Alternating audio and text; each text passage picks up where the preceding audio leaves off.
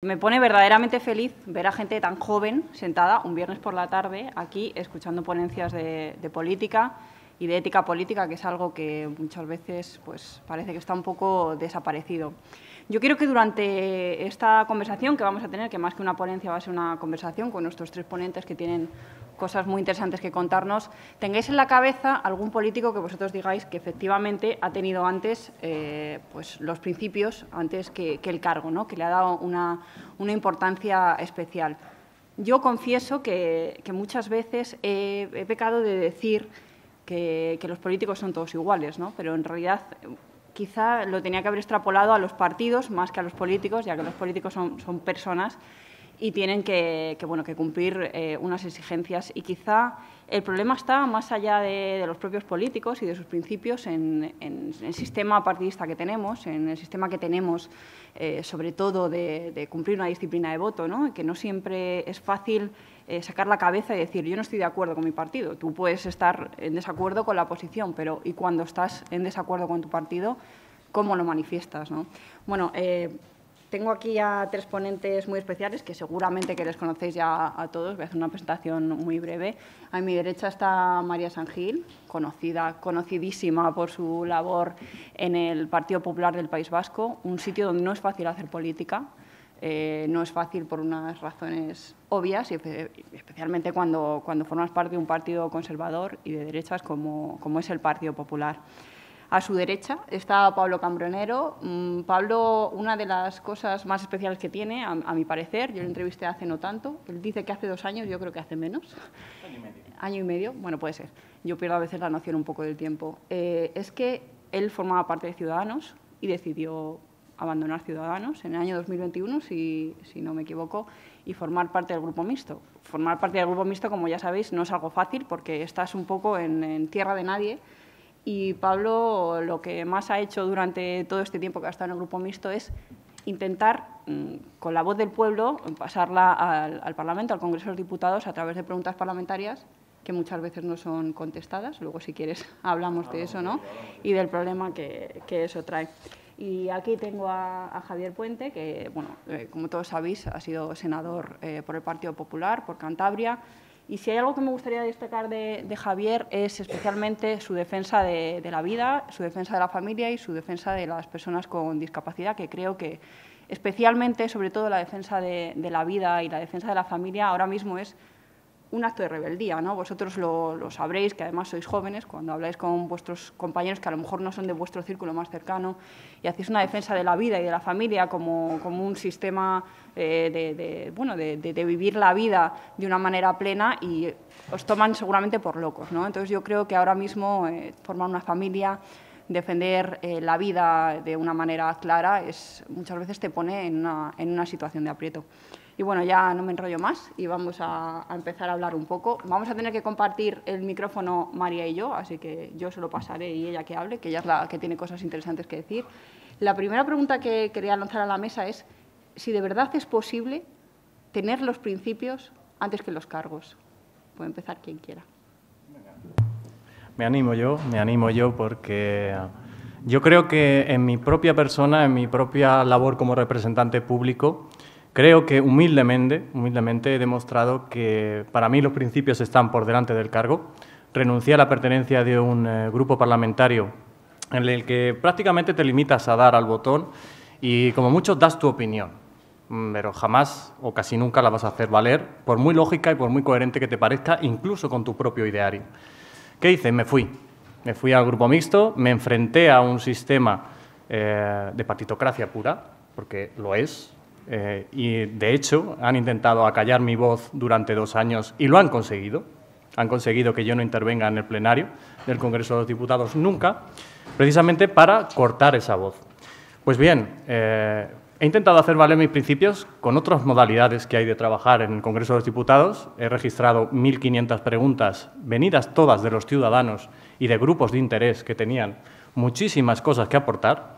Y bueno, eso es lo que he intentado hacer. Para mí siempre han estado por delante los principios, porque además vengo de la calle, vengo de trabajar en la calle codo con el ciudadano, soy Policía Nacional, Y, evidentemente, pues eso ha ido marcando toda mi trayectoria en el Congreso de los Diputados hasta el momento preciso en el que se ha acabado la legislatura, donde también se ha acabado mi representatividad de los ciudadanos en el Congreso de los Diputados. Bueno, buenas tardes a todos. Yo voy a empezar diciendo que Pablo es Policía Nacional y me parece que se le tiene que rendir un homenaje. Yo es que lo llevo muy dentro. Entonces, yo quiero recordar que ETA ha asesinado a 188 policías y que hoy en Bilbao se ha hecho un homenaje al asesino del último Policía Nacional asesinado por ETA. Es decir, Puelles fue asesinado en el año 2009, el 19 de junio. Se intentó por parte de la familia hacerle un homenaje la semana pasada porque pusieron una placa, el Ayuntamiento de Bilbao no le dejó y, sin embargo, hoy en un barrio de Bilbao se ha hecho una comida homenaje al asesino de Puelles, que está en la cárcel, y esa es la sociedad que tenemos. Y yo, teniendo aquí a Pablo, no podía dejar de decirle que gracias por la labor que hace él y los 188 compañeros a los que ha asesinado ETA. La pregunta me parece que no tendría que plantearse así, es decir, ¿tiene que estar la política por encima de los cargos? Es que yo entiendo, o los principios por encima de los cargos, yo entiendo que tú estás en política para defender unos principios. Lo último es el cargo. O sea, tú estás para defender aquello en lo que crees, formas parte de un partido político con el que te identificas, bueno, pues en un 90% y sobre todo en las ideas base y los principios más elementales, y lo último es el cargo.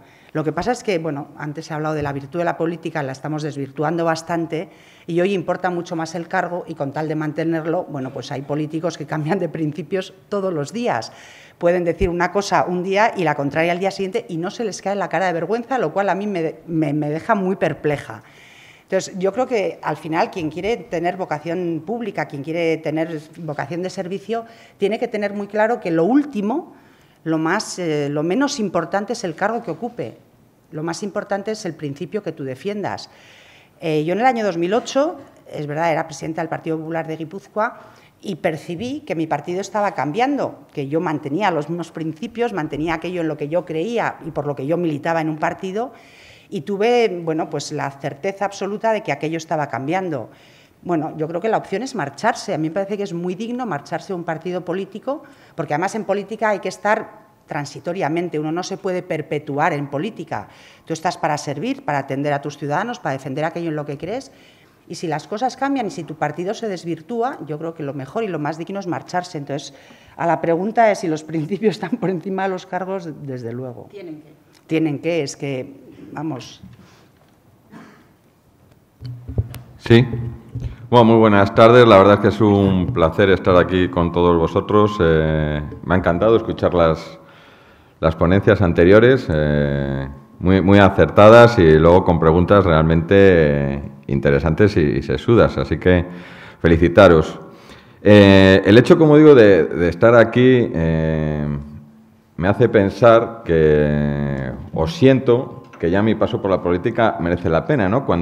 O ya ha merecido la pena, cuando en una mesa como estas, o como esta, en la que se habla de principios y principios por encima de cargos y principios que defiendes en la política, han pensado en mi nombre, digo, oye, pues ya ha merecido la pena este paso cuando alguien piensa que realmente estás defendiendo bien las cosas. Darte las gracias también por la presentación.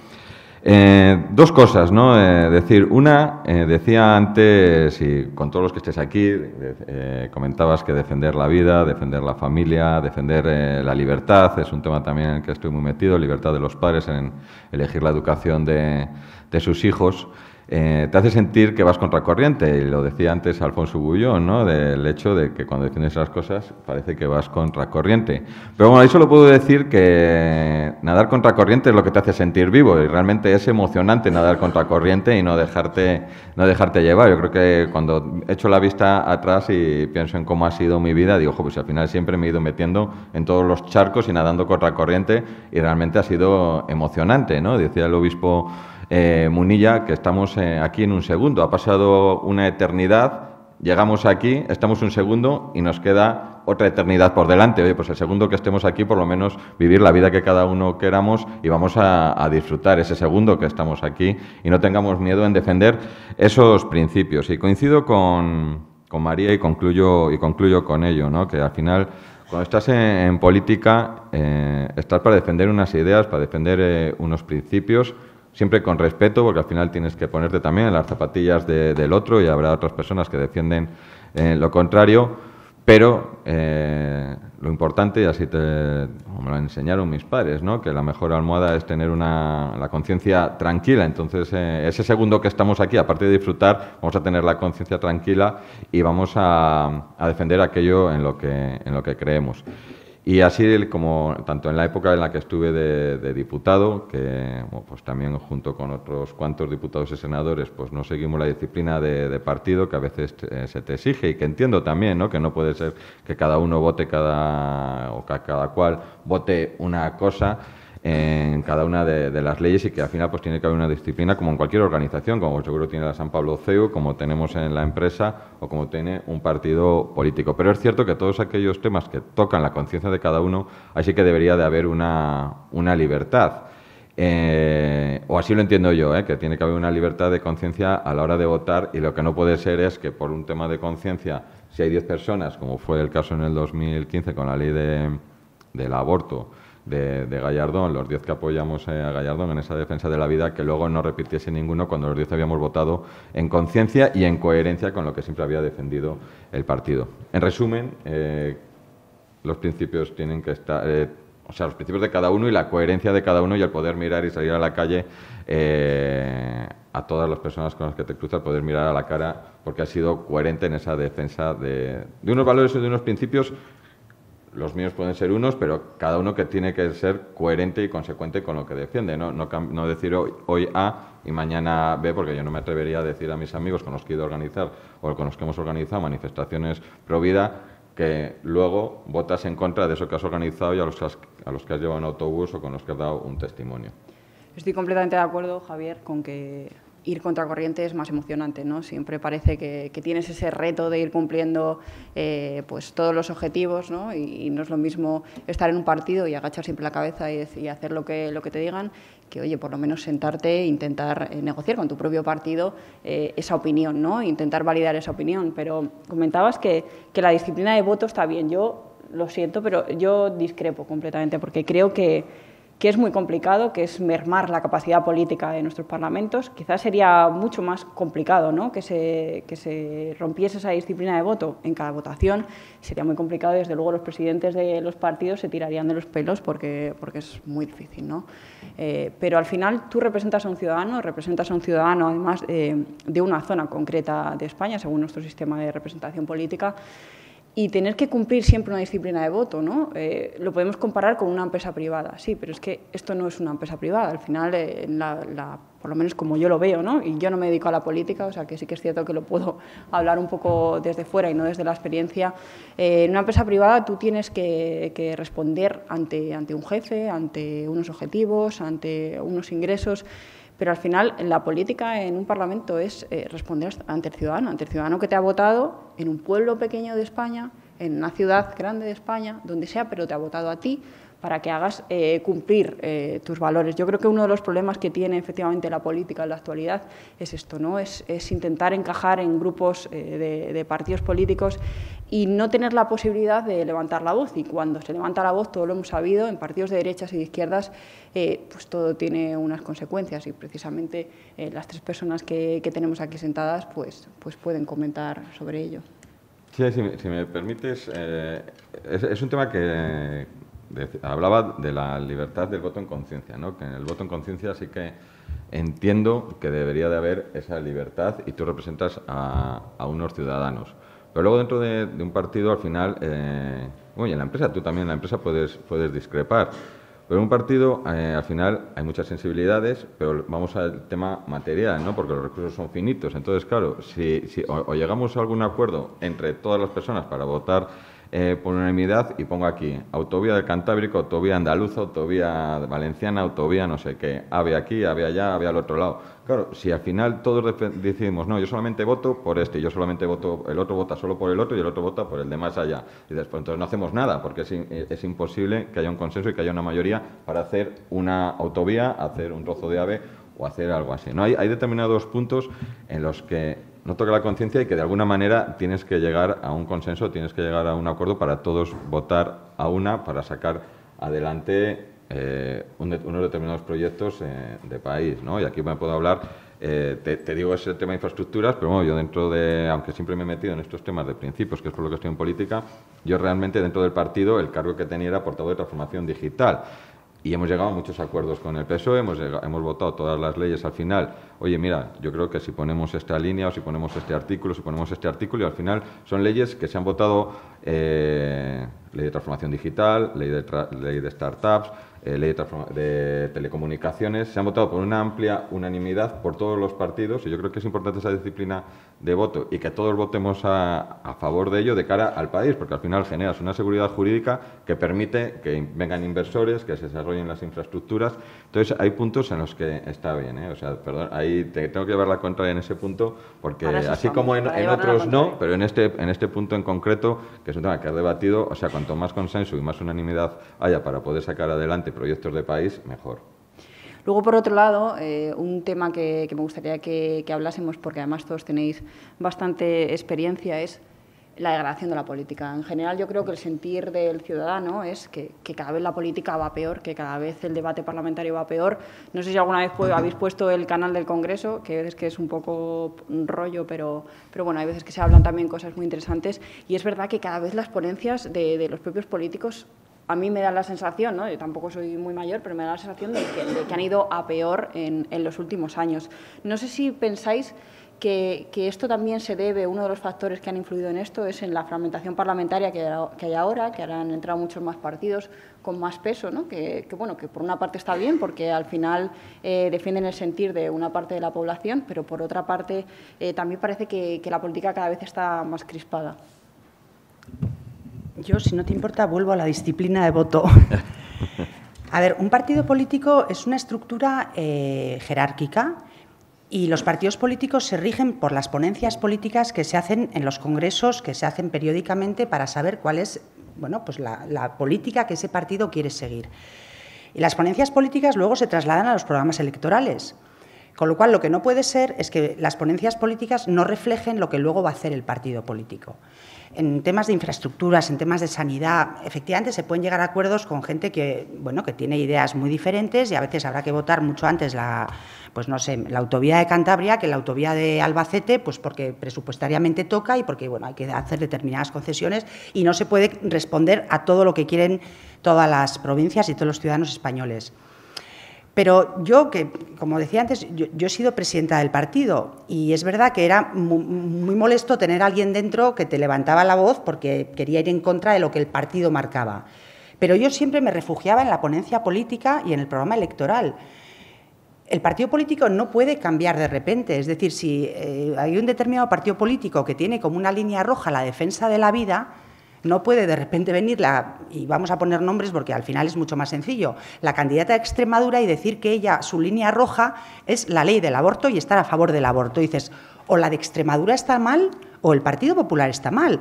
Pero aquí hay algo que no coincide y que no concuerda, porque lo que termina haciendo es que nos tiene desconcertados absolutamente al conjunto de los españoles, porque nuestra bandera nunca ha sido la bandera LGTBI, nuestra bandera no ha sido nunca jamás, por supuesto, el aborto ni la eutanasia, y de repente hay líderes políticos regionales que defienden cosas que van en contra de lo que es pues yo creo que las líneas maestras del partido. Entonces yo creo que lo primero que tienen que ser los partidos es muy honestos con sus militantes y con sus votantes, y que si hay un programa político, ese programa político se tiene que intentar llevar a cabo, aunque sea a contracorriente, y no estar todo el día pendiente de que las encuestas dicen que si ahora hablamos del aborto perdemos el sector socialdemócrata que nos puede votar para conseguir la mayoría absoluta, y entonces, en favor de los votos, prescindimos de los principios. Yo creo que eso es lo peor que puede pasar. Y eso va ligado también a que tenemos, como yo ya estoy fuera de la política, lo puedo decir, un muy bajo nivel político. Es decir, nuestros políticos, antes nos podían gustar más o menos los políticos de derechas o de izquierdas, pero verdaderamente era gente que intelectualmente nos interpelaba y nos podía, pues llegar a producir cierta admiración. Hoy es muy escaso el político que te despierta admiración. Pero también es verdad, y lo han dicho antes, que no sé qué es antes, si el huevo o la gallina, es decir, si el político es reflejo de la sociedad o la sociedad es reflejo del político. Tenemos los políticos que votamos, tenemos los políticos que salen de nuestra sociedad. Por eso es tan importantísimo el empeño que tiene Cefas en ayudar a formar a los líderes de futuro, porque la preparación que vosotros tengáis será lo mejor de la sociedad para el día de mañana tener una representación política de la que sentirnos orgullosos. Por eso lo decía muy bien ahora, que es maravilloso veros un viernes por la tarde aquí sentados. Pero el político tiene responsabilidad de ser honesto con sus votantes. Y si hay un programa político, si hay una ponencia política, que se debate, que se enmienda, porque como son, ¿verdad, Javier?, los congresos en los que las ponencias políticas de verdad se les da muchísima importancia, porque es que es la esencia del partido, por lo menos en el Partido Popular era así, no sé lo que ocurría en otros partidos. Entonces, yo creo que la disciplina de voto es como si tú te haces socio de un club de golf y quieres ir vestido de esquiador. Oiga, mire, no, al golf se juega vestido de golf y si usted quiere esquiar se va usted a las montañas, pero no, queremos jugar a golf vestidos de esquiadores. Y eso no puede ser.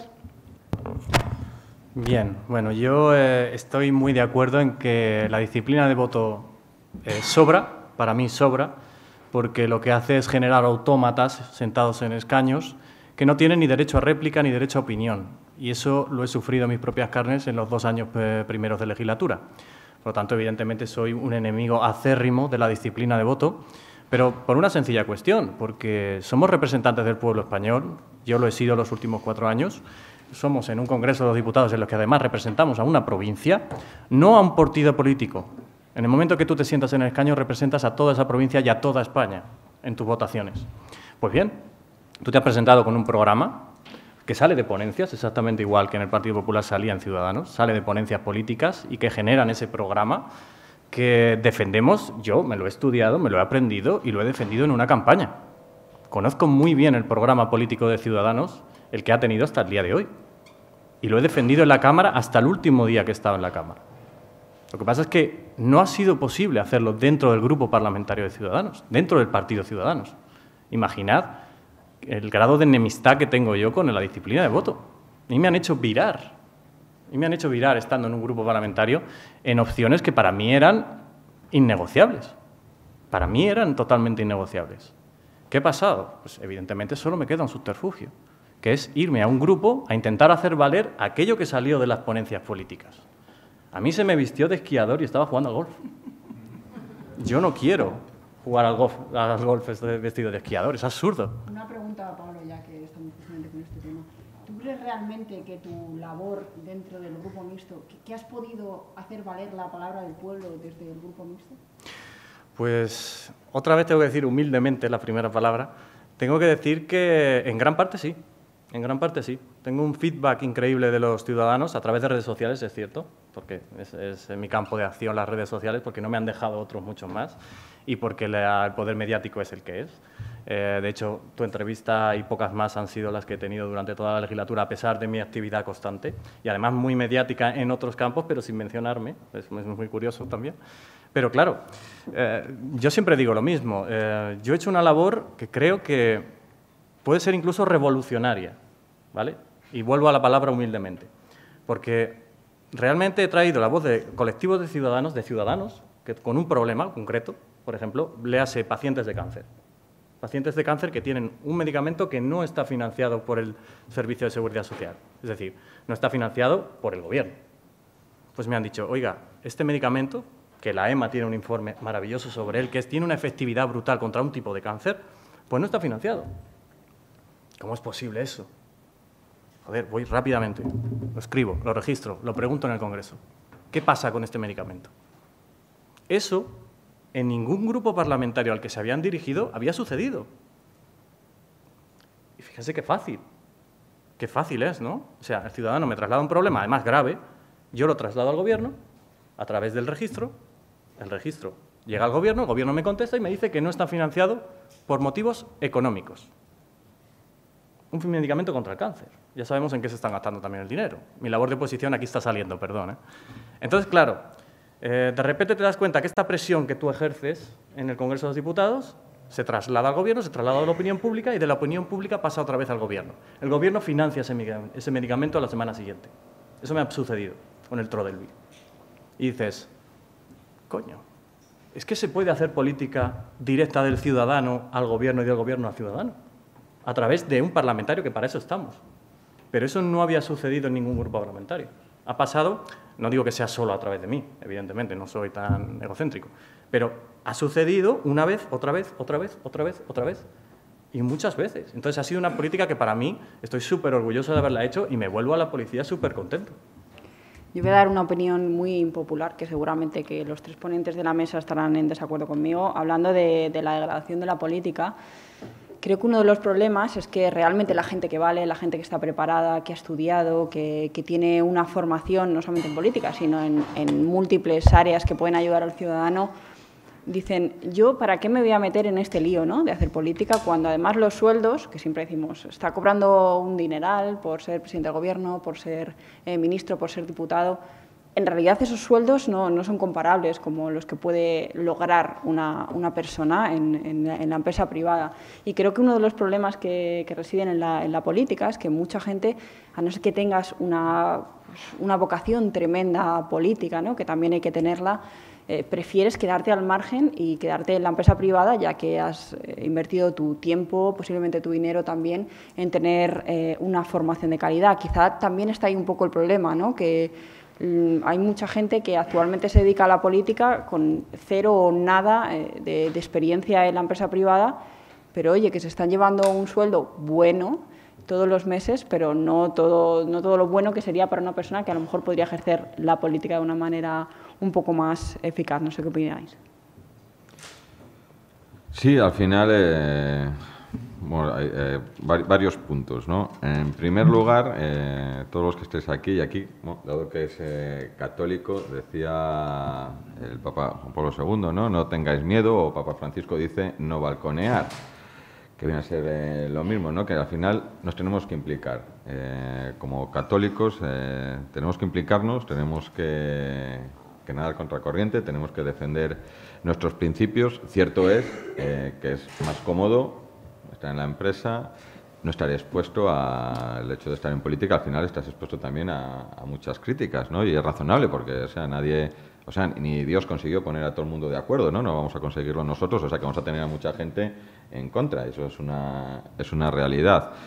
Pero al final el Señor, a los que tenemos fe, bueno, pues te acompaña, te pone en cada momento en su lugar, pero también nosotros tenemos que dar ese paso, ¿no? Tenemos que ser valientes, tenemos que luchar y luchar por esos principios que hablábamos antes también y que comentaba María San Gil. Es cierto que lo más cómodo es decir, mira, tengo un sueldo, voy a casa, puedo cuidar a mis hijos y no tengo esas críticas que a veces, y ya no por ti personalmente, ¿no? O sea, porque en mi caso a mí reconozco que no me afecta, no me afecta tampoco, pero es verdad que si me pongo a mi mujer o no te digo nada a mis padres cuando hay una crítica, pues sufren mucho más que tú. Y dices, pues mira, pues para no hacer sufrir a mi madre cuando leo una crítica en el periódico, pues me vuelvo a la empresa. Yo creo que al final tenemos que ser valientes y tenemos que dar ese paso. Y no solamente estar expuesto a las críticas en redes sociales o a los insultos por la calle, sino que muchas veces ya no solamente los principios antes que los cargos, sino que a veces que es la vida antes que los cargos. En zonas de España donde, como María bien sabe, pues representar una idea política era jugarse la vida todos los días. Sí. Aquí hay algunos alumnos del título de liderazgo que el otro día tuvieron la inmensa suerte de tener un padrino, yo creo que de un nivelazo, que es Manolo Pizarro. Y Manolo Pizarro es el ejemplo claro de una persona que profesionalmente ha triunfado en la vida, que bueno, ha alcanzado las mayores cotas de éxito empresarial y profesional y, sin embargo, dio el paso para entrar en la política.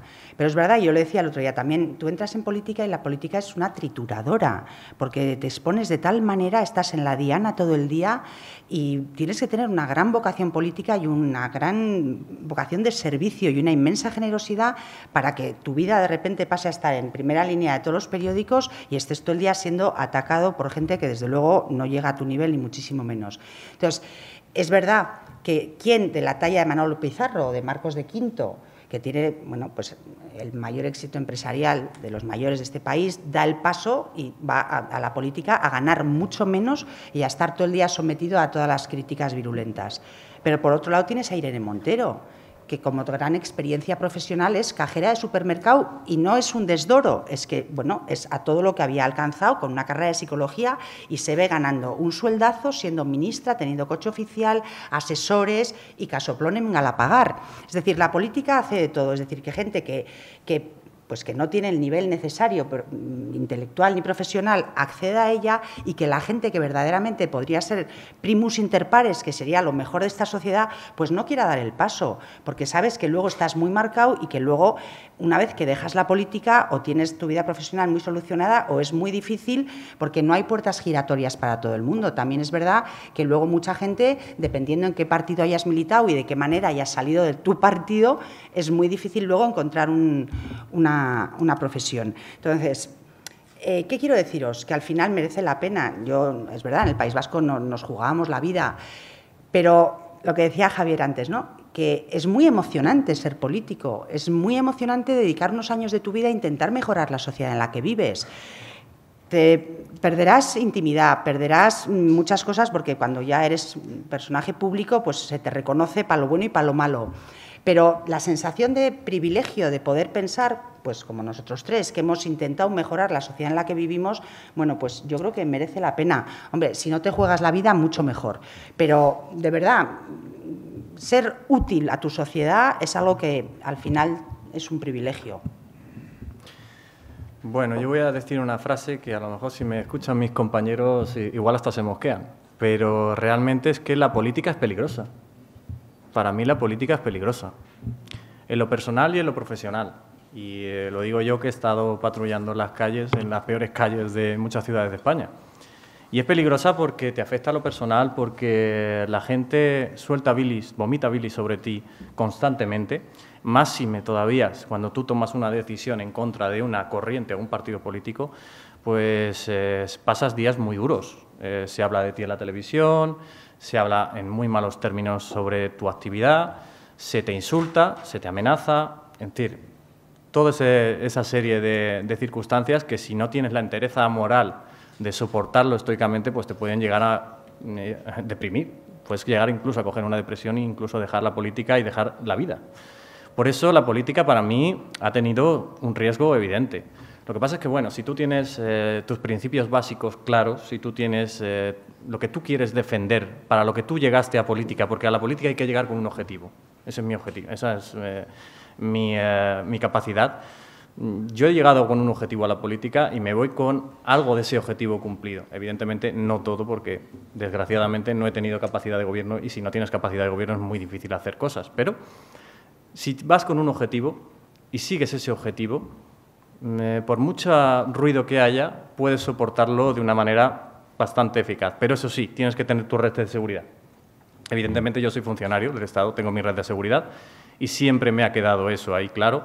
Entonces, bueno, he podido trabajar con mucha más libertad, con mucha más convicción y, desde luego, cuando entras en política no sales nunca. Nunca vas a salir. Los que estamos aquí nunca vamos a salir de la política, incluido la presentadora. Y, evidentemente, vamos a estar haciendo política toda la vida, nos dediquemos a lo que nos dediquemos. Por lo tanto, tiene algo de adictivo. Tiene algo de adictivo. Yo lo admito. Desde luego que sí. Hablábamos del problema que tiene la política, ¿no? De que los principios antes que los cargos, pues bueno, pues de vez en cuando, ¿no? Y depende también del político. Yo no sé de dónde viene este problema de que cada vez la política sea menos convincente, de que cada vez el ciudadano crea menos en la política, ¿no? Hay muchas veces que los ciudadanos van a votar y dicen, pues voto a este porque de verdad el otro es que no le soporto, porque me considero más conservador o me considero más de izquierdas y al otro no le soporto, pero a este le estoy votando un poco con la nariz tapada. No sé dónde consideráis que está el problema de este bajo nivel político, si está por echar piedras en mi propio tejado, por ejemplo, en los medios de comunicación, o está incluso en la educación que a veces reciben los jóvenes o en la manera que tienen los jóvenes de interesarse por la política. Bueno, hay una palabra ahí que es coherencia, ¿no? Yo creo que al final, si tú como ciudadano no ves coherencia en lo que te están, en todo lo que te están diciendo, claro, si te dicen hoy A, mañana B, dices, ¿qué es lo que me creo? ¿Me creo A? ¿Me creo me creo ver. Si te dicen que no hay que dejar Vallecas nunca y luego se compran una casa en Claro, pues por eso que al final es una falta de coherencia y yo creo que esa palabra es clave, ¿no? Y un poco hilándolo con lo que dice María, tú al final vas a unas ponencias, estuve en las últimas ponencias del Partido Popular, siempre había presentado tema de transformación digital, nunca había ningún problema, en eso muy bien. Y en las últimas, pues presentamos bastantes temas, como el voto en conciencia, volver a meter el tema de humanismo cristiano en los estatutos del partido, de defensa de la vida, que está en el artículo 2, bueno, pues todo eso se consiguió. Y es verdad que luego, y lo digo porque internamente fueron muchas cosas que no voy a decir, pero hay dos cosas que sí que salieron afuera. Una era el tema de los vientres de alquiler, que se montó un follón importante y encima como salió mi nombre ahí también, ¿no? Pues lo digo porque ahí al final la mayoría decían una cosa, pero había X personas que no lo querían y al final pues se quedó en ese debate fuera, ¿no? O la defensa de la vida desde la concepción hasta la muerte natural, que era otro de los puntos que se querían meter. Y bueno, pues al final no se metió, ¿no? Pero si tú llegas a un acuerdo en todo lo que es unos estatutos de un partido a los que estamos obligados todos los afiliados, lo que no puedes me reitero en el ejemplo que ponías, ¿no? Lo que no puedes luego decir un dirigente, todo lo contrario a lo que dicen esos estatutos que han sido votados por los militantes del partido, porque ahí pierdes todo tipo de coherencia y pierdes toda la credibilidad, porque si todos los afiliados han votado esto, que no hubo ni un voto en contra, en esos estatutos que fueron aprobados no hubo ningún voto en contra, ni de los que éramos, vamos a decir, de una línea, pero ni de ningún tipo de dirigente. O sea, no hubo ni un voto en contra. Lo que no puede ser es que vengan luego dirigentes diciendo lo contrario a lo que dicen esos estatutos que fueron votados. Y me da igual el partido que sea, ¿eh? O sea, hablo del caso que mejor conozco, pero que pasa en todos los sitios. Poníais el tema de pagar, ¿no? Pues al final, esa falta de coherencia hace que pierdas todo, que se pierda todo tipo de credibilidad. Y al final es lo que va a los medios, porque es al final lo que genera debate, lo que genera noticia, ¿no? Y se mete a todo el mundo cuando el 95% yo creo que está trabajando por realmente resolver problemas, por ayudar, por trabajar, pero claro, al final se queda ese porcentaje, esa falta de coherencia que hace que todo el mundo pierda la credibilidad en el sistema, es mi opinión, ¿eh? Bueno, vosotros sois todos jovencísimos y habéis nacido todos en democracia. Yo casi también. Pero yo recuerdo, cuando cumplí 18 años, para mí ir a votar, bueno, a mí me suponía una ilusión, de verdad, me parecía que por fin podía votar, ya sé que es un voto. Yo no he dejado de votar nunca, o sea, y cuando he estado fuera de San Sebastián he votado por correo porque me parece, no una obligación, me parece un lujo poder votar. Y yo veo a mis hijos que cuando llegan las elecciones votan, pero no tienen esa ilusión por votar. Y entiendo que ahora mismo, más que votar a favor, se vota mucho en contra. O sea, nos mueve votar el ir en contra de, es decir, en estas elecciones está clarísimo, en contra de Sánchez vamos a ir a votar todos como locos. Pero es una pena que no tengamos ilusión por votar. Yo antes decía, es que no tenemos líderes, no tenemos liderazgos que nos impulsen, que nos muevan, que nos movilicen, que nos hagan tener ganas para ir a hacer en campaña electoral, ir a repartir folletos, estar en una mesa de interventor o de apoderado. Porque, como dice Javier, nuestros políticos, como no son coherentes y como no nos fiamos de ellos, esto es generalizar, o sea, no os lo toméis tanto al pie de la letra, pero quiero decir, es verdad que no hay esa sensación de qué ganas tenemos de participar, de hacer, de seguir, de estar en una caravana electoral, de pasarnos desde las 9 de la mañana hasta las 9 de la noche. Ahora te toca mesa electoral y todo el mundo, anda, tengo mesa electoral. ¿Os parece horrible? A mí me parece que estar en una mesa electoral una vez en tu vida, bueno, pues es formar parte un poco del sistema democrático y es colaborar en que las cosas funcionen. Pero la pena es esa, que no votamos a favor, porque no hay, el otro día hablando con los jóvenes hablábamos de que no hay que decir la palabra ilusionante, pero no hay proyectos esperanzadores, no hay proyectos que nos motiven, porque no nos creemos la palabra de los políticos. Entonces, eso tendrá que cambiar, tendréis que llegar a la política, tendréis que contar la verdad, tendréis que ser coherentes y tendréis que ilusionar y esperanzar a los votantes para que dejemos de votar en contra de y por fin podamos empezar a votar a favor de algo. Bueno, yo estoy muy de acuerdo con vosotros. La falta de coherencia, además, la hemos sufrido nosotros, los que estamos aquí sentados, la hemos sufrido en nuestras carnes. Estoy totalmente de acuerdo en que puede ser uno de los motivos, pero no el único, que hace que se pierda la confianza en la política y en los políticos. Pero yo también creo que, en mi experiencia de estos 4 años, yo he sacado una máxima y es que la política se ha convertido en un océano de ciencia con medio milímetro de profundidad. Necesitamos la frase célebre curiosa, el tuit oportuno, para transmitir política. Y hay mucha gente que ha considerado hacer eso política y no otra cosa, no transmitir principios, no defender ideas. Defender ideas no es un tuit de 140 caracteres, no lo es. Yo, de hecho, como mi campo de acción ha sido las redes sociales, pues he intentado ser un poquito más profundo, registrando iniciativas profundas, con exposiciones de motivos serias y con motivaciones donde había ideología.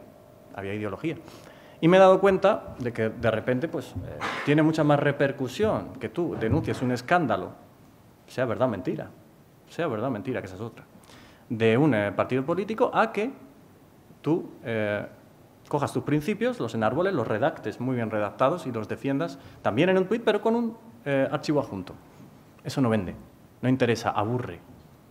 Entonces, claro, ¿quién tiene la culpa de eso? Evidentemente todos un poco. Pero principalmente yo pienso, y en tono en mea culpa, yo creo que somos los políticos los que tenemos principal culpa de que eso suceda. Porque no nos empeñamos en dar el discurso más profundo, no nos empeñamos en dar ideología, sino que atacamos al contrario con frases célebres, con el océano de ciencia con medio milímetro de profundidad. Y así, pues, la sociedad se siente también, además la sociedad necesita ese feedback del político, necesita ese odio que tiene que transmitir en forma de no voto, no de voto, sino de no voto, el voto castigo. Entonces, claro, ¿cómo cambiar eso? Pues es muy difícil. Desde el sistema tal cual está establecido es casi imposible, porque está establecido y va a continuar así. ¿Qué pasa? Necesitamos aquello que decía el anterior ponente, un momento claro, una línea roja donde pasemos a otro nivel, donde nosotros, vosotros, participemos en política de otra manera. No hablo de una revolución, pero sí. No hablo de una revolución, pero sí hablo de una revolución. Evidentemente, estamos anclados en ese voto por demérito y no podemos seguir así, porque al final la ideología se va perdiendo en el camino y lo que nos queda es lo que tenemos ahora mismo. Son políticas cambiantes, uno no sabe lo que está votando cuando vota al PP, al PSOE, a Ciudadanos, a Vox, bueno, a Ciudadanos ya no. Bueno, a todos estos, uno no sabe lo que está votando y eso es un problema, porque al final votamos, aunque cada vez menos gente vota y eso también es un problema. Pero bueno, tenemos que arreglarlo, tenéis que arreglarlo y desde luego encerrados en esta sala podemos conseguir muchas cosas, pero es más ahí fuera, donde parece que estamos hablando aquí no interesa, donde se tiene que hacer cada uno en su trabajo, cada uno en su familia, pero tenemos que vender ideología. Y digo vender, pues no me gusta esa palabra, pero lo digo así, hay que venderla, porque no la tienen que comprar. Entonces, eso es un trabajo que tenemos que hacer toda la sociedad. Yo estoy en ello, desde luego.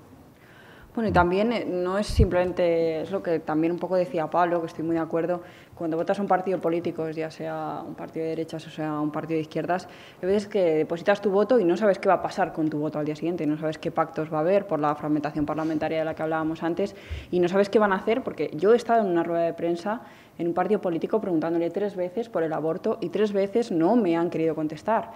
Puede usted estar en contra, puede usted estar a favor, puede haber cambiado de idea, pero contésteme, porque es que el ciudadano necesita saberlo, porque hay muchos ciudadanos que necesitan esa información para el día de mañana, cuando metan la papeleta, saber que están votando un partido que está a favor del aborto o que está en contra del aborto, ¿no? Yo creo que es un derecho fundamental que deberían tener todos los ciudadanos. Y luego hay una cosa que comentaba Pablo que me parece muy interesante, y es esa política a golpe de tuit, que parece que ahora ya estamos en la política del tuit y del zasca, ¿no? Que es que la palabra zasca está por todos lados, que bueno, puede ser interesante, ¿no? Y también no hay que quedarnos a lo mejor tampoco en la política antigua y también hay que, pues estamos en otros tiempos, otras maneras de comunicar, desde luego, pero a mí me da la sensación, por lo menos, de que muchas veces los políticos tienen intención de resaltar por encima de su partido a través de las redes sociales, que es la manera en la que tienen. Y eso también a veces desvirtúa la política, porque aparte de que la comunicación en un tuit no es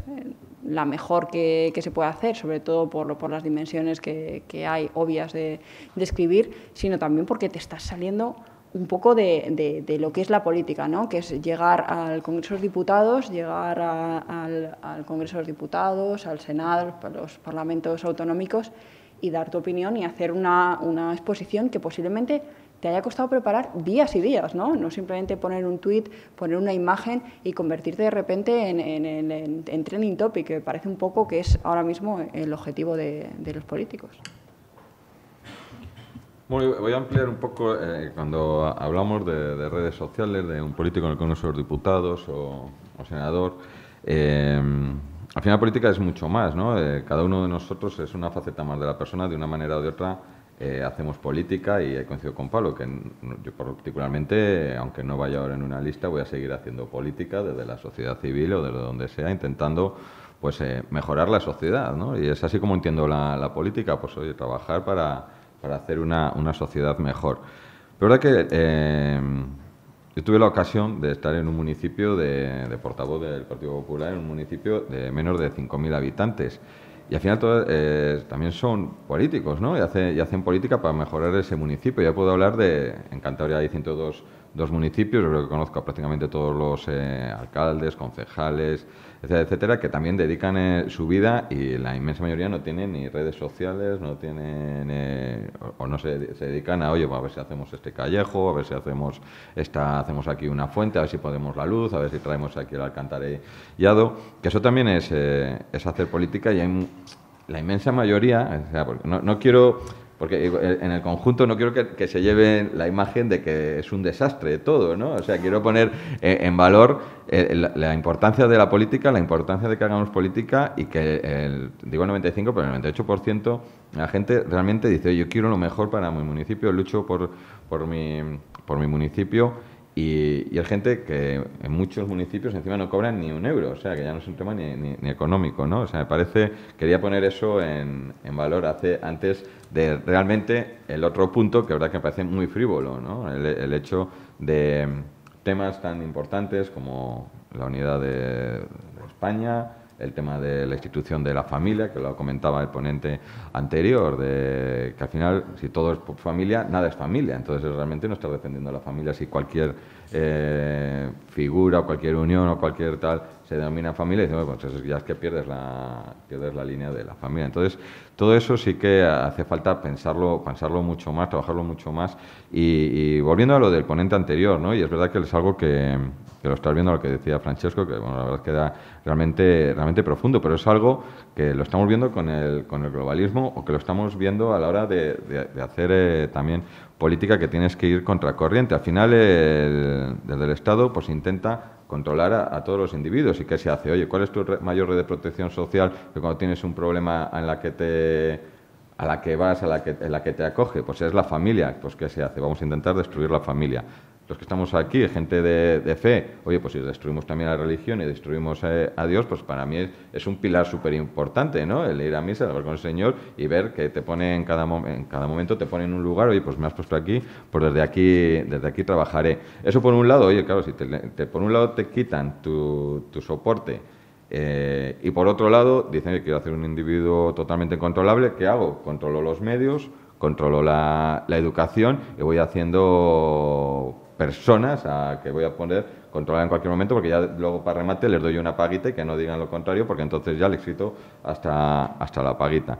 Entonces, todo eso está pasando, pero no hay un debate profundo para decir, oye, vamos a evitar esto, sino que, como decías tú muy bien, y decía Pablo, que al final se basa en un tuit, sabes que ha tenido 1.000 me gustas. ¿Y qué? O sea, que con eso no conseguimos cambiar absolutamente nada, ¿no? Me parece una política muy frívola, y yo creo que hay que ser mucho más serios a la hora de hacer la política en la que tú te refieres, Raquel.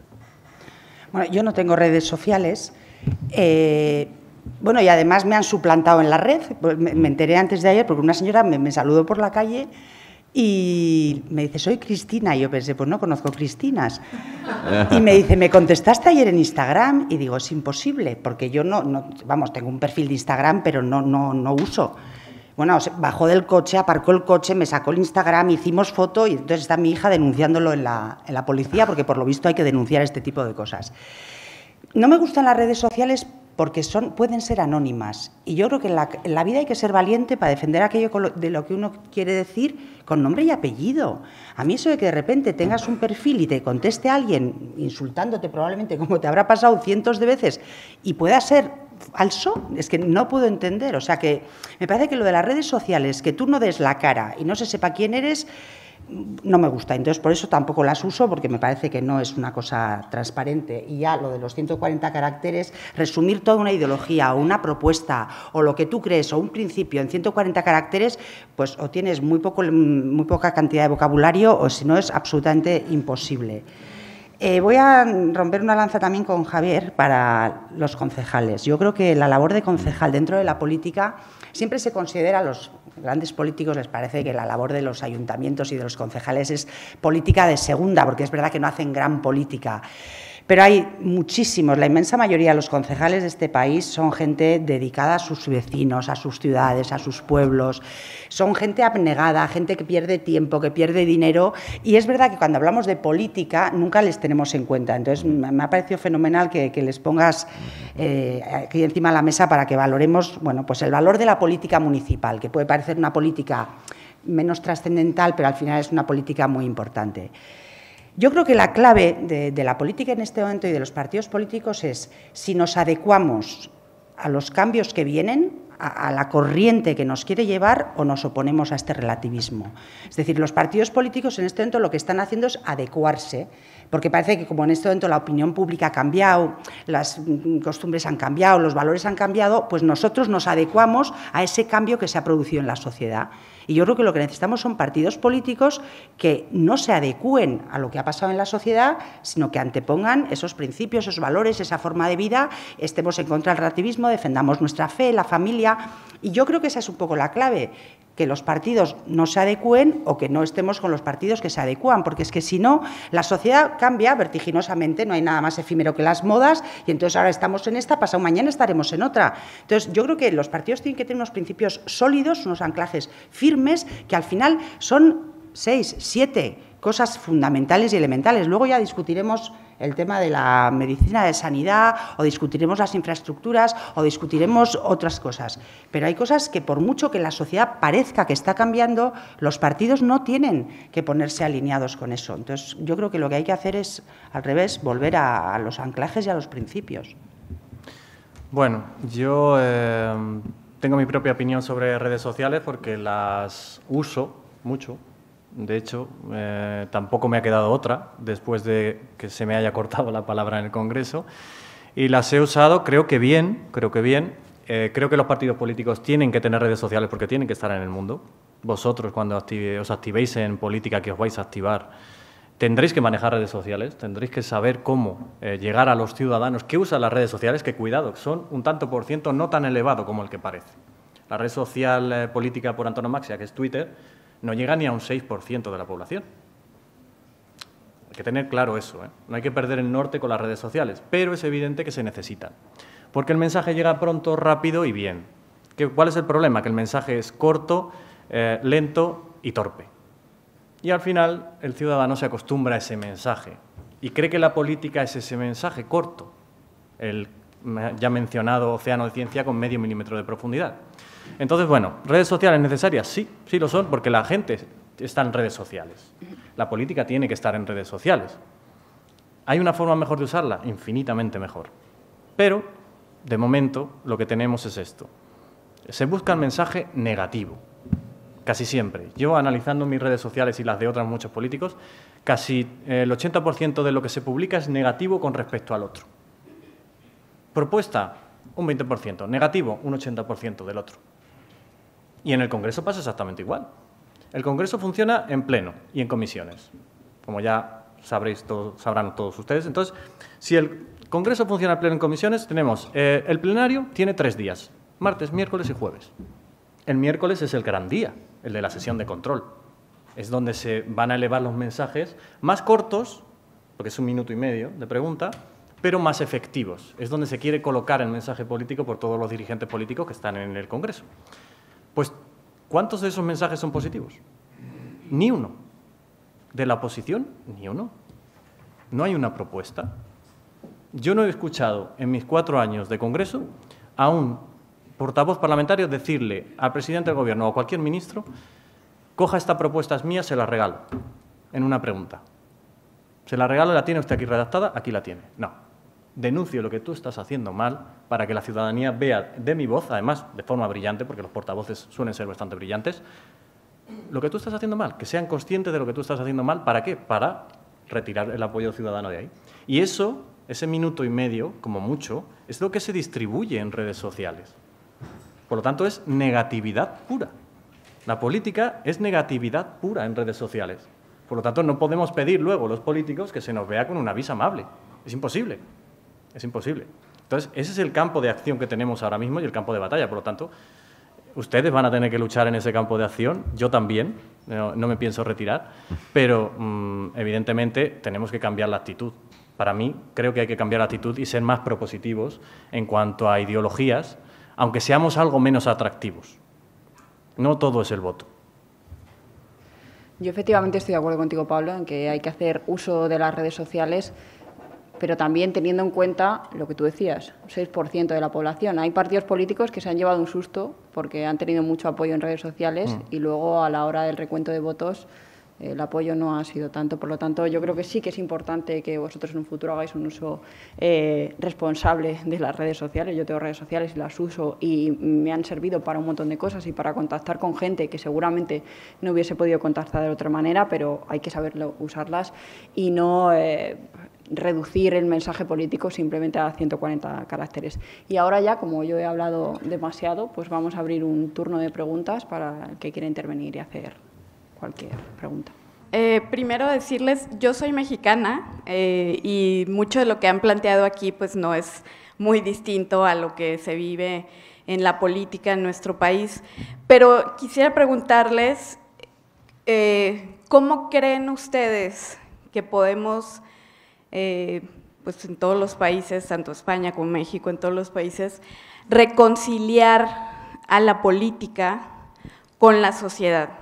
Y lo pregunto porque, bueno, ahora mismo yo soy diputada federal en México, soy la única diputada reelecta de mi estado, pero además soy de la oposición al gobierno actual. He sido víctima de persecución, de vandalismo, de muchísimo ataque. He recibido ataques terribles por redes sociales que dan miedo, que dan ganas de renunciar. He tenido desencuentros y diferencias con mi partido político, pero aún así pues no he renunciado.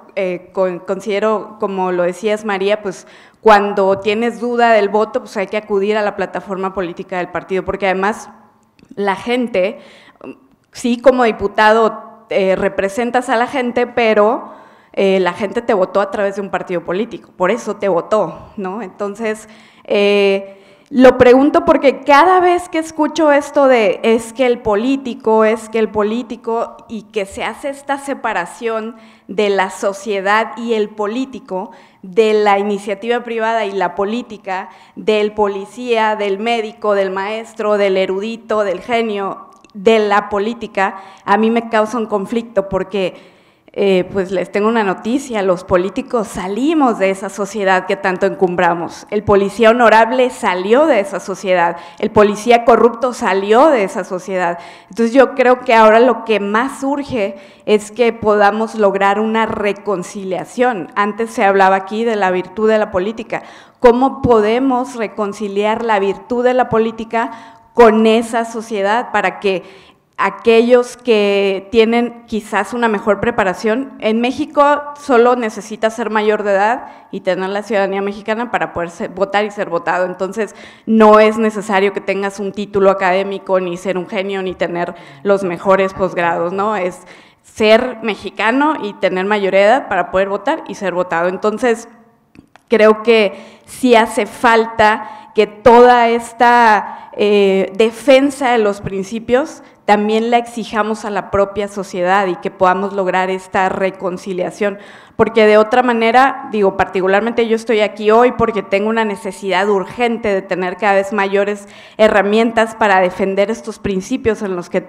pues creo que todos los que estamos aquí creemos y defendemos, pero eso me ha implicado una persecución y eso me ha implicado pues ser señalada cuando debería ser lo contrario, ¿no? Pero sí creo que es un tanto porque justo tal vez no toda la sociedad comulga ahora con estos principios o no se ha dado cuenta que esos son los principios que nos deben de regir a todos. Entonces, ¿cómo lograr esa reconciliación que es tan urgente? Porque yo la verdad es que no creo, y es algo que siempre he dicho, no podemos seguir separando a la política o a los políticos del resto de la sociedad, porque somos uno mismo y porque sin sociedad no habría política y sin política no habría sociedad. Gracias. Bien, empiezo yo. Primero, enhorabuena por tu tesón. Felicitaciones por ser reelegida en esas condiciones, además, tan terribles. Bueno, es una pregunta súper buena, una pregunta buenísima. Creo que, además, los que estamos aquí nos hemos enfrentado también al vilipendio que se sufre por estar en política, algunos incluso de una forma bastante valiente. Pero, bueno, es muy difícil reconciliar a la política con la sociedad cuando la política constantemente tiende a alejarse de ella. Nosotros, bueno, desde el Congreso de Diputados, mi experiencia ha sido que el Congreso está muy lejos, parece que está fuera de España, está lejos de la sociedad. La sociedad no tiene acceso al Congreso, ni a través de sus representantes. Cuando yo pude salir de mi grupo parlamentario y me ubiqué como independiente en el grupo parlamentario mixto, se me abrió un campo de acción gigantesco. De repente todos los correos electrónicos que me llegaban de gente con nombre y apellidos, Manolo Pérez, de repente yo lo leía. De repente el ciudadano decía, el diputado ha leído mi correo, me ha contestado y ha presentado una pregunta parlamentaria. Es un trabajo horrible, durísimo porque te llegan cientos de miles de correos cuando ya se establece la idea de que tú realmente haces lo que pide la gente. Siempre que tenga una lógica, por supuesto, y que sea coherente con mi ideología, evidentemente. Pero claro, ¿cómo acercar a la ciudadanía a la política? Es que es muy difícil cuando el sistema automáticamente se empeña en crear grupos cerrados, burbujas cerradas, que son los grupos parlamentarios, que no tienen acceso directo a la ciudadanía ni a través de sus representantes ciudadanos en asociaciones, por ejemplo. No tienes esa capacidad. ¿Cómo podemos hacerlo? Pues, desde luego, aquí en España es difícil porque el sistema se autoprotege, porque hay mucha gente viviendo de él, también es cierto. Pero bueno, se puede hacer. Hace falta mucha gente valiente, mucha gente que obvie la política de verdad y obvie los votos y se vaya a la calle a escuchar a los ciudadanos. Y quizá a lo mejor en un año, en dos, no tienes representatividad, pero eso a lo largo del tiempo te va a dar la capacidad de representar a la ciudadanía de verdad y que la ciudadanía te vea como un político que le representa, no como un político con la vis negativa, sino como un representante político. Se vea representado en ti. Yo soy un idealista por norma y yo pienso que esa labor que de cierta forma yo he hecho estos 2 años puede continuar con otras personas. De hecho, voy a dejar 2 plataformas abiertas para que la gente las use todavía y creo que eso puede ser el pequeño germen, mi pequeña aportación a acercar la política al ciudadano. Creo que humildemente algo he conseguido en ese sentido. Muchas gracias. Buenas tardes. Bueno, han puesto ustedes, y con razón, el foco en las redes sociales y el poder de la viralidad, de estar siempre frente a las cámaras, de compartir, de que tu contenido sea... y que de esta forma el político se convierta en un influencer. Pero yo creo que hay otro ácido que se ha vertido también y que ha contribuido a desvirtuar la política y a sobreponer los cargos a los principios, que son los lobbies. Y a mí me gustaría alguna reflexión por vuestra parte sobre cómo se puede regular, bueno, partiendo de la base de que tiene que haber una interlocución entre las empresas y la política, pero que hoy en día estamos viendo cómo en España en particular y en los partidos del centro en particular hay legisladores que legislan para conseguir un cargo en el mundo privado una vez salgan de la política. Y estas puertas giratorias y este tráfico de influencias lo vemos todos y yo quisiera simplemente una pequeña reflexión sobre cómo podemos regular el efecto deleterio de los lobbies en la política. Bueno, es algo que siempre se está con ello, ¿no? De intentar regular. Al final, si realmente se busca el bienestar de los ciudadanos y de toda la ciudadanía, pues quedaría automáticamente regulado. Tú cuando estás o debería de ser así, ¿no? Si estás en la política porque defiendes unos principios, porque defiendes unos ideales, no estás pensando en a ver cómo salgo de aquí para estar mejor ubicado, mejor colocado en una multinacional o tal. Claro, si estás pensando en eso, pues ya no estás haciendo política, estás mirando por ti mismo y no estás mirando por la ciudadanía. Entonces, yo creo, y yo sí que tengo esperanza, ¿no? Respondiendo también aquí lo hilo con lo anterior, sí que tengo esperanza en que vuelva a conectar esa esa política y ahí me repito un poco con la coherencia. Y una persona con la que no coincidía en nada, pero cuando sí que escribí, cuando falleció, fue con Cerolo, ¿no? Una persona que dices, oye, yo no coincidía en nada con su ideología, pero oye, chapó, era coherente, o sea, tú sabías lo que defendía y luego la gente le votaba, pero no cambiaba de opinión. Lo que no puede ser es que, y te pasa con tus amigos, tú no te planteas que un amigo tuyo te mienta o no te planteas que un familiar te mienta, porque dices, oye, automáticamente, pues deja de ser tu amigo y dices, oye, pero ¿cómo me mientes? O sea, es que no te lo planteas, ¿no? Y el hecho de que ahora mismo, con toda, sin ningún tipo de rubor, diga, no, yo no he mentido, yo he cambiado de opinión. Oye, ¿pero qué me estás contando? O sea, es que ya no solamente me has mentido, es que me estás tomando por tonto. Es que es normal que tú te alejes de alguien que te dice, no, yo no te he mentido, he cambiado de opinión. Y es que yo lo escucho y digo, pero de verdad, es que me parece surrealista. Yo creo que lo que hay que volver, y tengo esperanza, ¿no?, en eso, es en decir, oye, voy a decirte la verdad, esto es lo que voy a hacer, te guste. A unos les gustará, a otros no, pero bueno, lo que vote la mayoría. Y ahí sí que está la importancia de todos y cada uno de nosotros, porque al final los partidos, y yo estoy en uno, ¿no? Al final también depende mucho de los votos. Hicimos, y con esto concluyo, la semana pasada, estuvimos aquí, la semana pasada, un evento en defensa de la vida donde trajimos a unos americanos que habían trabajado, llevaban 20 años trabajando por la defensa de la vida. Y se ha conseguido, después de 40 y pico años, cambiar la legislación, una legislación que era proabortista.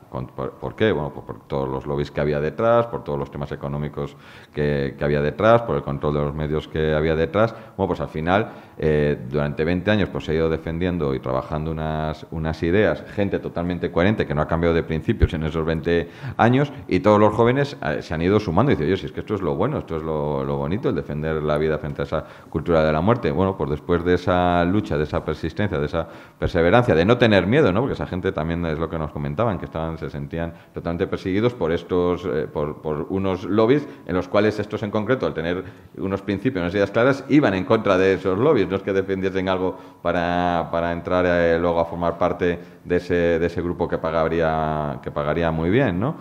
Y han conseguido, pues eso, siendo valientes, siendo coherentes y trasladando la verdad, y que luego los jóvenes, al final es que la verdad se tiene que imponer, ¿no? Y todos los que estamos aquí, es que hay cosas tan obvias como decir, el ejemplo de la vida es lógico, o sea, es que defender la vida está claro que es algo bueno, el apoyar a la mujer embarazada, de poner una alfombra roja al niño, la institución de la familia, que es el soporte al que todos nos agarramos. Y dices, oye, y está claro que es lo bueno, porque frente a ello está la ideología de género y todo lo que conlleva, que va en contra o que quieren destruir la familia, y estamos viendo los miles y miles y miles de millones que tienen que poner para que eso de alguna manera siga vivo, ¿no? Pero, y tú, yendo con la verdad, no te hace falta poner miles de millones, sino que al final, perseverando, estoy seguro que vamos a conseguir que lo bueno para la sociedad, lo que estamos aquí defendemos, se imponga. Y vuelvo al tema de coherencia, que si te metes en política pensando en conseguir un puesto en una multinacional, pues está claro que no para nada estás buscando el bien de la ciudadanía, y que será algo temporal el tiempo que estés ahí. ¿Qué tal? Gracias. Lo primero, una suerte estar aquí. Y mi pregunta iba a ir justamente en la línea de la coherencia, que yo creo que es un poco el resumen de lo que podríamos hablar hoy en la charla.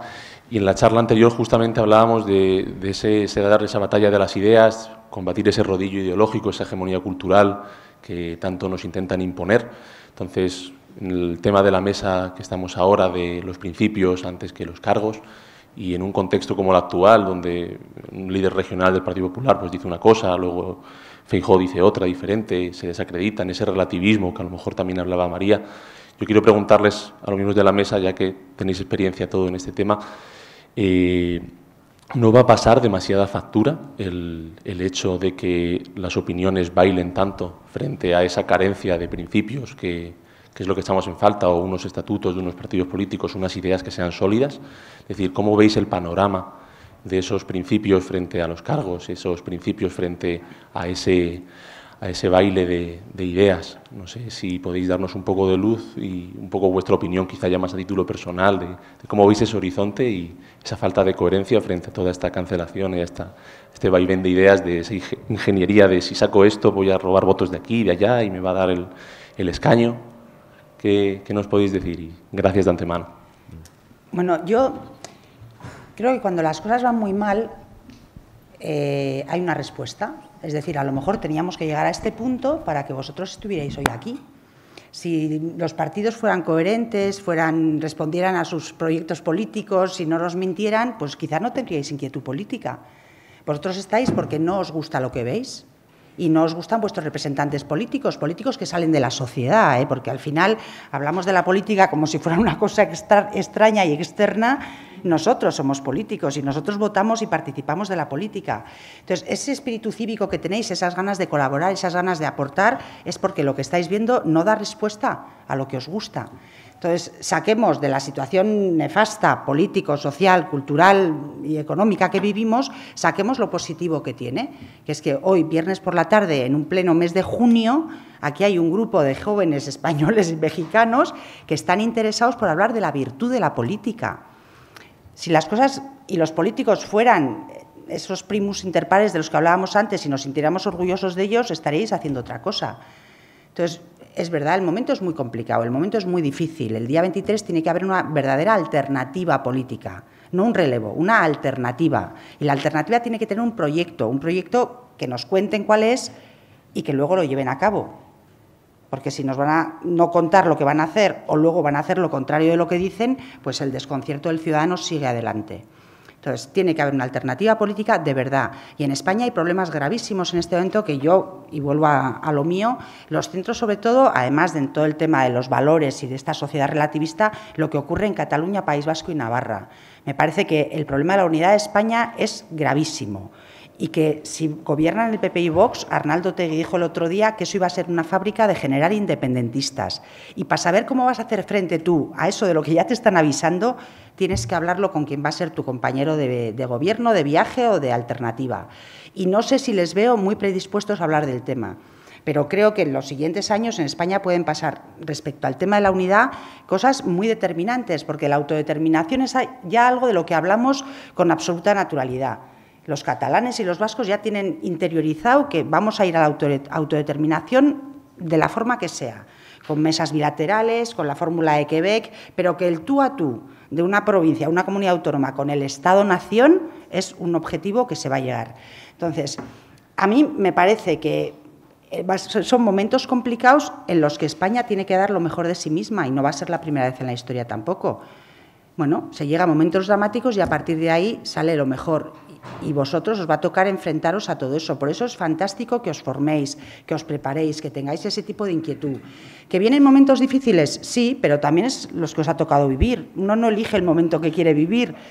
Y os ha tocado y ya que os ha tocado pues tenéis que poner lo mejor de vosotros mismos para que este mal momento dure lo menos posible. Hola, buenas tardes. Bueno, en primer lugar, yo formo parte del título de Liderazgo Político y Buen Gobierno y esta tarde estábamos teniendo una discusión precisamente a raíz de las elecciones municipales y ahora que vienen las generales, ¿no?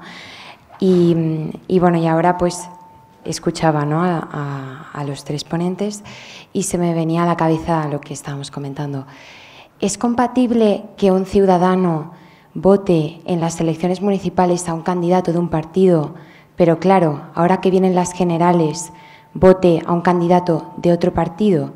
Es decir, ¿cómo lidia eso cada partido?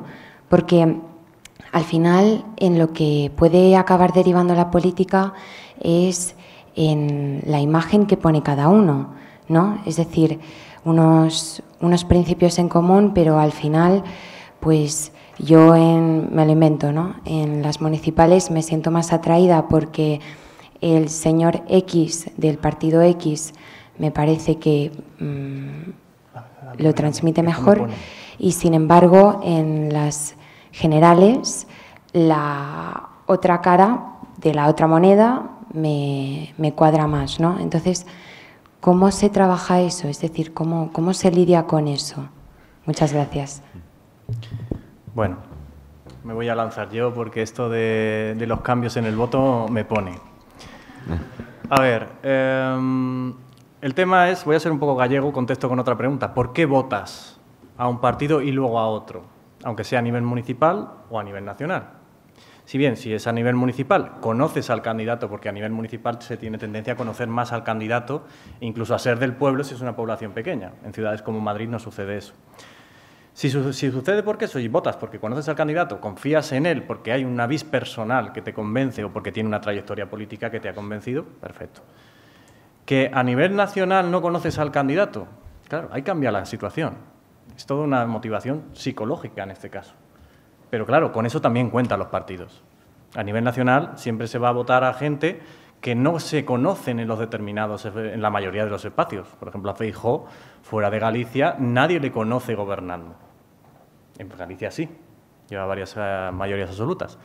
Igual pasa con otros candidatos. ¿Qué pasa? ¿Es compatible? Perfectamente compatible votar a un candidato de un partido y a otro candidato de otro partido en las generales. ¿Qué pasa? Otra cosa es que mutes de ideología. Eso ya es otra historia. Es decir, yo voto a Vox, por ejemplo, en Madrid, porque me ha convencido Vox, el candidato de Vox, o la candidata de Vox en este caso, en Madrid, en las municipales, y de repente pues me encuentro con que en las autonómicas voy a votar a Ayuso. ¿Es compatible? Para mucha gente sí. De hecho, no creo que genere un problema de compatibilidad. Otra cosa es que tú digas, pues oye, he votado a Ayuso en las autonómicas, pero voy a votar a Yolanda Díaz en las generales. Ahí ya hay un problema de incompatibilidad, porque son movimientos total y absolutamente diferentes, contando con la indeterminación de lo que propone Yolanda, que esa es otra. Pero claro, ¿qué es compatible? Perfectamente compatible. Son las reglas de la democracia. Al final, tu voto, depende en qué se base, vale lo mismo que el de cualquier otro. Es la labor del político, intentar convencerte para que votes con arreglo a tu ideología y tú convenzas con esa ideología al votante. Eso es lo que hemos intentado. Por ejemplo, yo en campañas electorales lo que he intentado es transmitir el programa que tenía mi partido político, tal cual, acercarme a la gente, acercar esa ideología y decir, oye, pues a mí no me importa posicionarme sobre los temas complicados, aborto, eutanasia, inmigración, no me importa. Esta es mi opción política. ¿Te convence? Bien. ¿Ahora qué está sucediendo? Que ahora no tienen opción política porque todo el mundo tiene miedo a perder. Hay un candidato que es el favorito, no se posiciona ideológicamente en muchos temas complicados, porque claro, eso pierde. De hecho, hay que meterle en un jarrón, cerrar la tapa para que no pierda votos. Eso es un problema. Eso es un problema. Tú tienes que tener principios, tienes que tener ideología, y al quien no le guste que tome otra opción política. Esa es la democracia. ¿Que no te da para gobernar? Algún día te dará, si tus ideas son coherentes y si la sociedad vira en ese sentido. Pero no se puede hacer una campaña electoral pensando en lo que puedes perder, sino en lo que tú puedes defender cuando tú estés en una cámara o cuando tú llegues a gobernar, si llegas a gobernar. ¿Y con quién puedes pactar? Porque ahora esa es otra. También tienes que decidir tu voto con arreglo a los pactos y a las aritméticas que se den, que no todo el mundo la conoce. Entonces, claro, son muchas variables, son muchos factores, es muy difícil decir qué es coherente o qué no es coherente con unas elecciones y otras, pero es perfectamente compatible votar a un partido en unas municipales, a otro en autonómicas y a otro en generales. Sí, es compatible. Ahora, si has mutado de ideología y has virado, háztelo ver. Háztelo ver porque algo falla. Ahí por completar y de acuerdo totalmente con Pablo, o sea, me parece compatible y me parece coherente, ¿no? También mirando las competencias que hay en cada uno en los municipios, las competencias que tiene la comunidad autónoma y las competencias a nivel nacional. O sea, es totalmente, como digo, coherente, como me parece coherente y compatible que tú votes a tu alcalde que sea de un partido porque te ha prometido que va a llevar el alcantarillado a tu casa, que va a subir la luz en un polo, que va a llevar la fibra o que va a llevar el 5G y otro no lo propone y dice, oye, es que a mí lo que más me interesa dentro de mi municipio es y este es el que tiene las competencias y me ha dicho que me va a llevar aquí la fibra óptica. Luego, al del municipio dices, mira, es que yo quiero llevar a mi hijo a un concertado y la educación depende de la comunidad autónoma y el que va a apoyar los colegios concertados es este partido político, que puede no coincidir con el de tu alcalde. Y luego a nivel nacional, yo tengo una ideología, defiendo la vida, defiendo la familia, o hay una serie de legislaciones, lógicamente, que dependen a nivel nacional, a nivel de impuestos, a nivel de ocupación o X, y que dices, mira, el partido que va a hacer lo que a mí me interesa, o lo que yo ideológicamente defiendo, es esto. Vamos, yo no veo ningún problema ahí, vamos. Bueno, lamentablemente se nos ha acabado el tiempo. Muchas gracias a todos por haber estado presentes. Como digo, de verdad me pone muy feliz que estéis aquí un viernes por la tarde. Muchas gracias a nuestros ponentes, Pablo, María, Javier. Gracias. Y nada, ya sabéis que ahora hay otro coloquio. Muchas gracias. Gracias.